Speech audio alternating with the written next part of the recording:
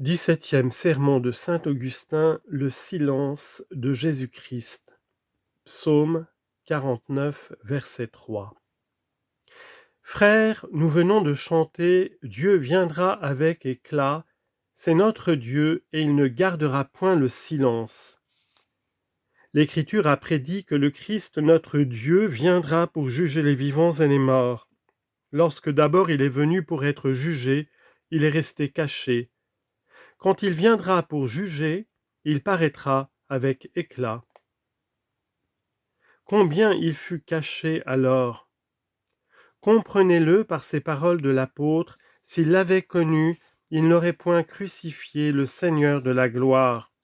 1 Corinthiens 2,8.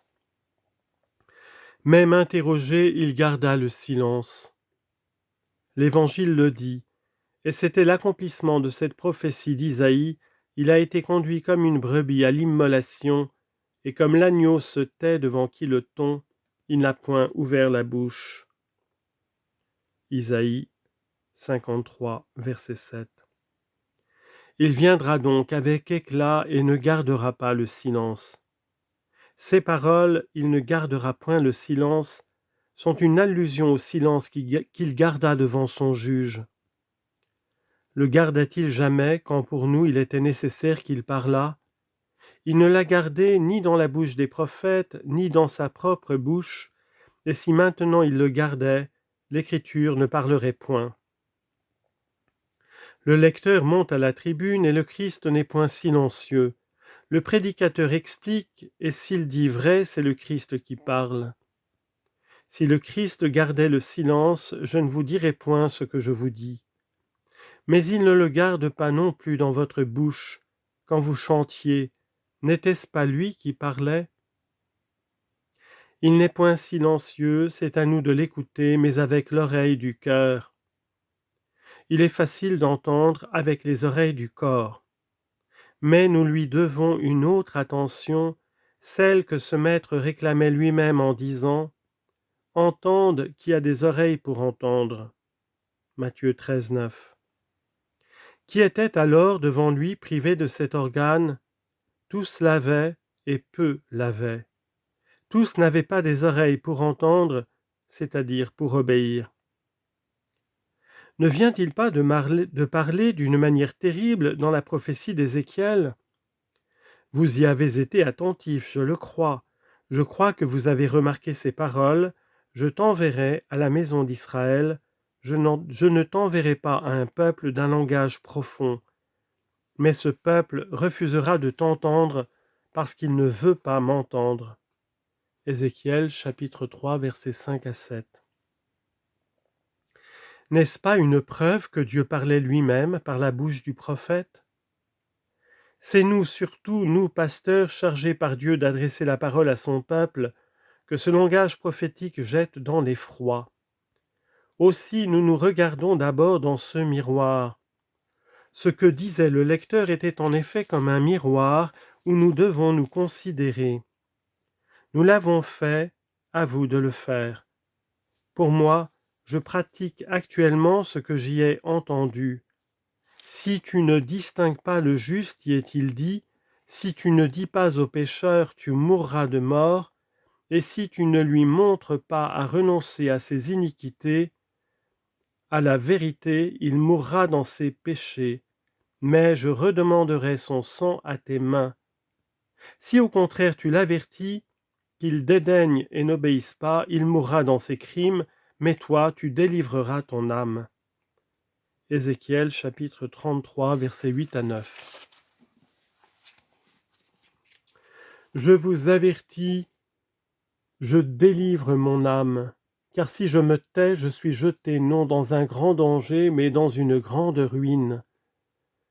Maintenant que je parle et accomplis mon devoir, réfléchissez à vos propres dangers.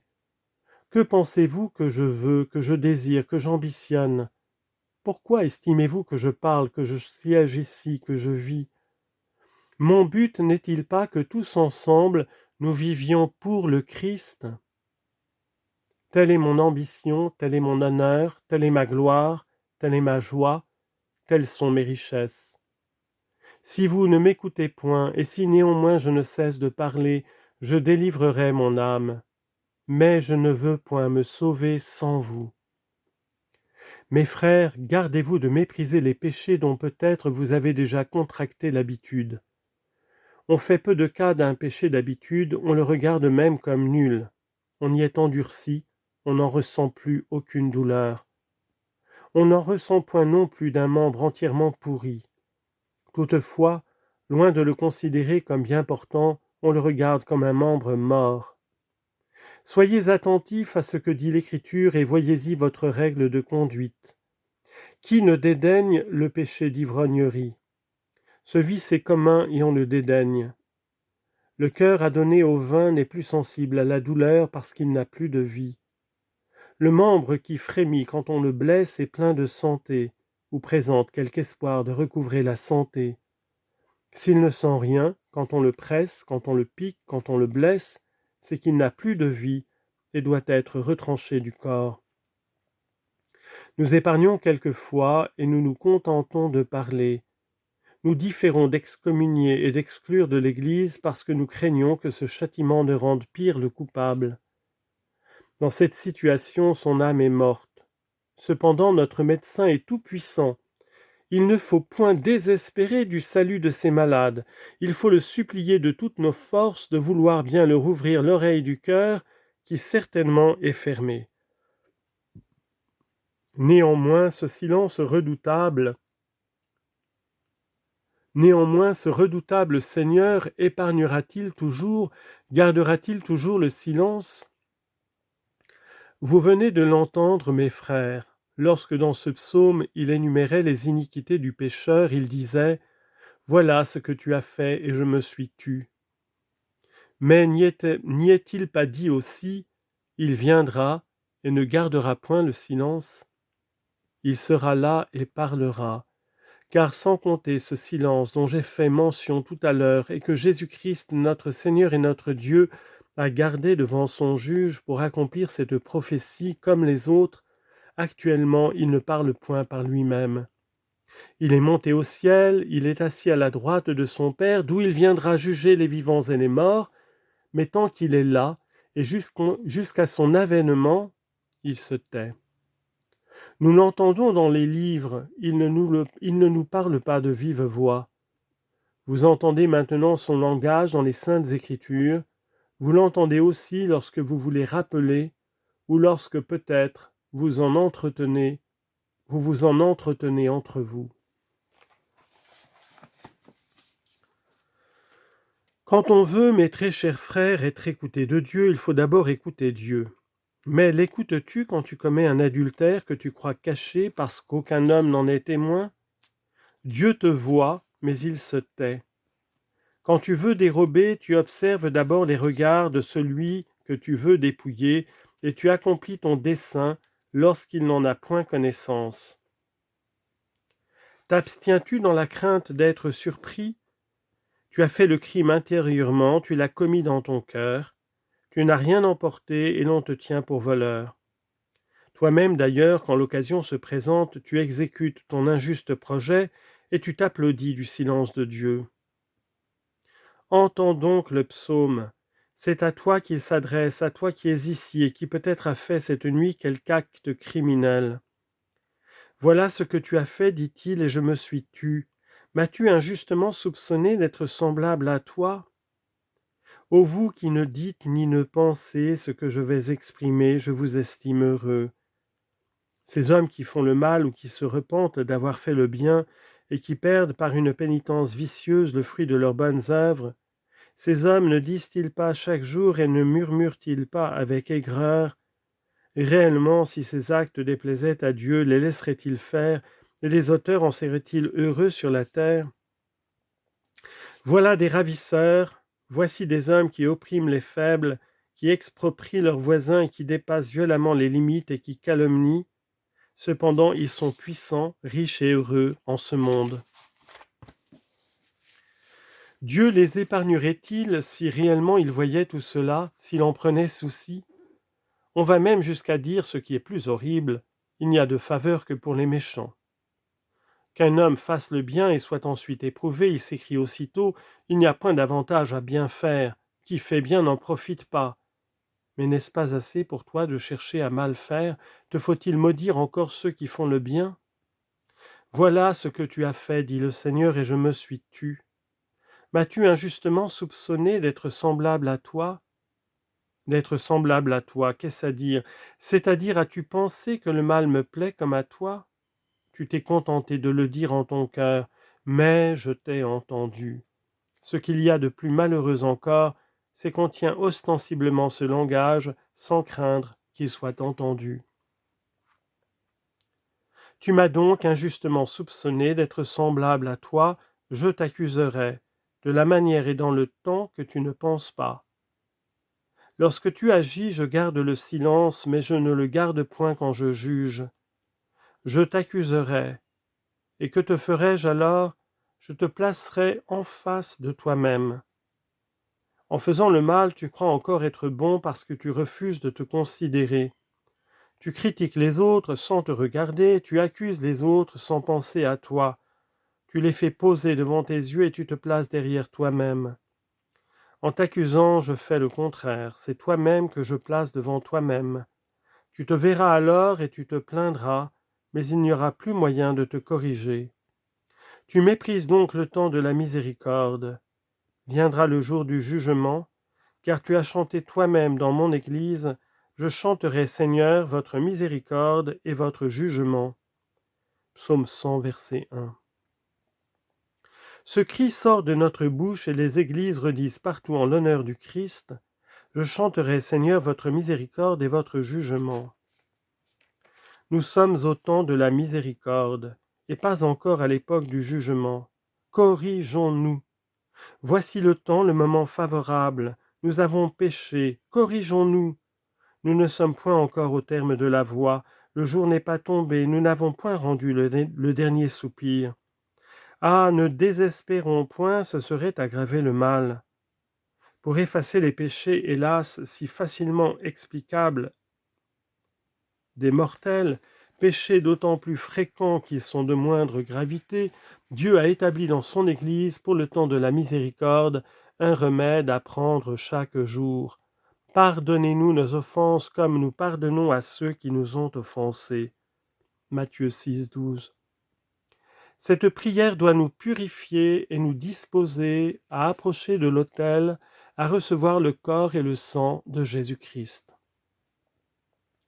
Ce qu'il y a de plus douloureux, c'est qu'on méprise complètement ce divin remède. Il est des hommes qui refusent le pardon à qui les offensent et vont même jusqu'à ne vouloir pas le demander à ceux qu'ils blessent. La tentation a pénétré dans l'âme, la colère s'y est glissée, elle y a établi son empire et s'y est rendue tellement maîtresse que le cœur a été bouleversé et que la langue a vomi des outrages et des injures. Ne vois-tu pas où elle t'a poussé? Ne vois-tu pas où elle t'a précipité? Corrige-toi enfin, dis, j'ai mal fait, j'ai péché.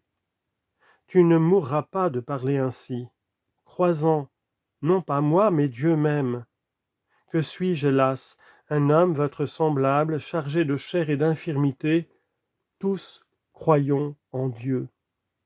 Attention à vous, le Christ notre Seigneur a dit, remarquez bien, si ton frère a péché contre toi, reprends-le entre toi et lui seul.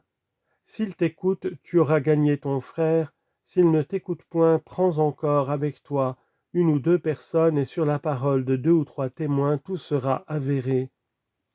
S'ils ne les écoutent pas eux-mêmes, réfère-en à l'Église, et s'ils n'écoutent pas l'Église non plus, qu'il te soit comme un païen et un publicain. Matthieu chapitre 18, versets 15 à 17. Le païen est un gentil, et le gentil est celui qui ne croit point au Christ. Si donc on n'écoute pas l'Église, on est mort. Mais on est vivant, dis-tu. On entre dans l'Église, on se signe, on fléchit le genou, on prie, on approche de l'autel. Peu importe. Que l'on soit pour toi comme un païen et un publicain.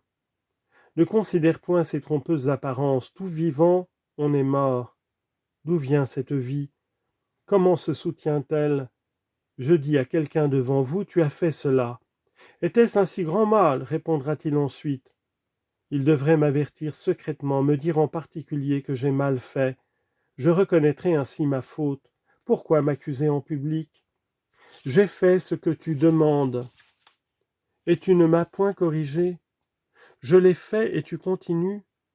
Je l'ai fait, et dans ton cœur tu prétends encore avoir bien agi. Es-tu juste parce que Dieu se tait? N'as-tu point manqué parce que Dieu ne punit pas encore? Ne crains-tu pas d'entendre? Je t'accuserai. Ne crains-tu pas? Je te placerai en face de toi-même. Ne le crains-tu pas? Mais le jugement, dis-tu, est encore éloigné. D'abord, qui t'a dit que le jour du jugement est encore loin? Si ce jour est encore loin, ton jour l'est également. Ton jour l'est-il également? Comment en sais-tu l'époque? Beaucoup ne se sont-ils pas endormis pleins de santé pour devenir des cadavres glacés? Ne portons-nous pas la mort avec nous dans notre corps? Ne sommes-nous pas plus fragiles que si nous étions de verre? Tout fragile qu'il soit, le verre, avec des précautions, peut durer longtemps, et l'on rencontre entre les mains de petits-fils et d'arrière-petits-fils des coupes où ont bu des aïeuls et des bisaïeuls. Tant de fragilité s'est conservée pendant de longues années. Nous autres mortels, nous sommes fragiles et nous marchons chaque jour au milieu des dangers. En dehors même des cas imprévus, il nous est impossible de vivre longtemps. La vie humaine, même complète, est courte. De l'enfance à la vieillesse, décrépite, elle est courte. Si Adam avait vécu jusqu'ici et qu'il mourut aujourd'hui, que lui importerait sa longue vie? Ajoutez que le moment où la mort semble devoir arriver naturellement est toujours incertain à cause des maladies qui peuvent survenir. Des hommes meurent chaque jour. Ceux qui survivent forment leur convoi, célèbrent leurs funérailles et se promettent de vivre encore. Personne ne dit « je me corrigerai pour n'être pas comme ce défunt que j'ai conduit ». Vous aimez les paroles, je demande des actes. Veuillez ne me point attrister par vos mœurs corrompues, car je n'ai dans cette vie d'autre plaisir que votre bonne vie.